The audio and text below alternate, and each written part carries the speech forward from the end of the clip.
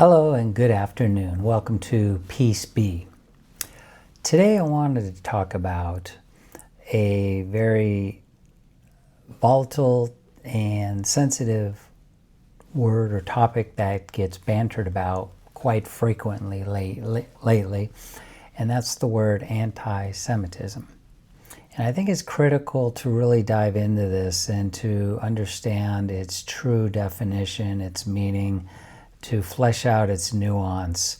I think it's important, particularly for those who are being accused of this, when in their sincere beliefs, they are raising some legitimate and objectively verified concerns about the tragedies that are happening overseas. So let's dive right into this. So the definition of anti-Semitism is prejudice, discrimination, or hostility at Jewish people. It can be expressed through individual actions, hate speech, systematic discrimination, and violent acts. Key characteristics manifest in such general ways as throwing out conspiracy theories, for example, perpetuating myths that Jewish people possess the disproportionate power, secretly control global institutions, i.e. the media, governments, finance, or cause global crises. Scapegoating, blaming Jewish people as a collective for societal, political, or economic problems. Now I want to be very clear, this channel promotes peace in all that its form, and in its attempt to follow the path that Jesus Christ laid out. He is the Prince of Peace, after all, and the peace is ultimately the long-standing goal for any solutions. There shouldn't be any violence or threat of violence towards any Jewish people. Facts are presented here in current and historical context for purposes of education and discussion. So let's get right to the heart of the matter. So what is AIPAC? AIPAC. Well, it's the American Israel Public Affairs Committee, which is the largest and one of the most influential pro-Israel lobbying groups in the United States. Specifically, AIPAC lobbies the legislative Congress and executive branches of the U.S. government to enact policies that support Israel, primarily by securing military and foreign aid. Their political action goes even further than this, though, by spending heavily to actively defeat politicians perceived as critical of Israel. It operates the American Israel Education Foundation, a nonprofit that funds trips to Israel for members of Congress and other policymakers. So lately in the news, you've heard about CBS and its upheavals and firings. CBS, a large legacy news and information media outlet, now has been taken over by Bari Weiss, editor-in-chief. She is Jewish, has a strong vocal connection to her Jewish heritage. Her Judaism and active Zionism has played a massive role in her life and career. Her work features frequent advocacy against anti-Semitism. And that's good. There is no place for anti-Semitism or discrimination against anyone for their faith, color, sex, etc. And I applaud that.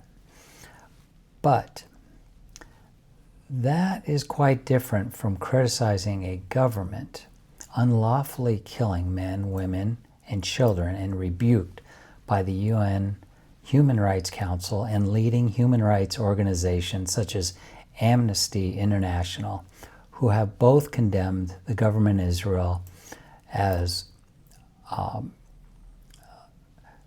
committing genocide and international war crimes. So why do I bring the new editor-in-chief and the upheaval of CBS into this? Well, I'm only speculating, but kind of laying the dots out to be connected. It seems like there's an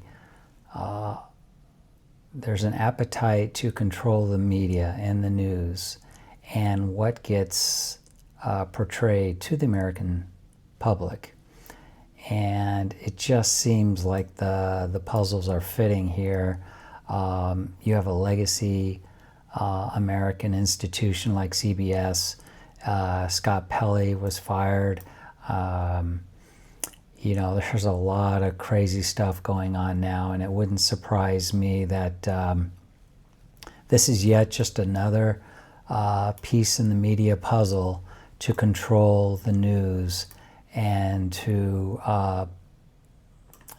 condition how the news is being deployed to the American people, so that maybe we don't get all the information or the exact correct perspective on what's really happening. It's just speculation, but let's stay tuned and keep an eye on this. Israel's crushing slaughter of the Palestinians did not begin the day after October 7th, 2023. The truth of the matter is Israel's government and military began their horrendous quest for land seizure and killing decades earlier. To exaggerate the details of what occurred on October 7th seems like an opportunity taken by the government of Israel to propagandize the nature of the atrocities, to garner increased sympathy and support for Israel's continued genocide, as it has been doing for years and is continuing to do so. Now, the violent acts and horrendous things that occurred on October 7th were bad enough. They did not need to be dramatized beyond the horrific. I think everybody understands that, but it just seems confounding that the Israeli government would take this incident and expand upon it to create and manufacture even worse atrocities, some of which did not even happen. If you really are looking to undermine your credibility, these are the things you really should not do. AIPAC, of course, has applied pressure on U.S. colleges and universities to prevent American students from exercising their First Amendment right under our Constitution. They were prevented from rallying against the war. God forbid that they wanted to support the Palestinians in this. And they were shut down. They were shut down by multiple colleges and universities. And we know why. And I find that unbelievable. I mean, what is that? I mean, how does that happen? With this kind of pressure being applied on our soil by a foreign entity or lobbying group, would that be considered anything other than crossing the line?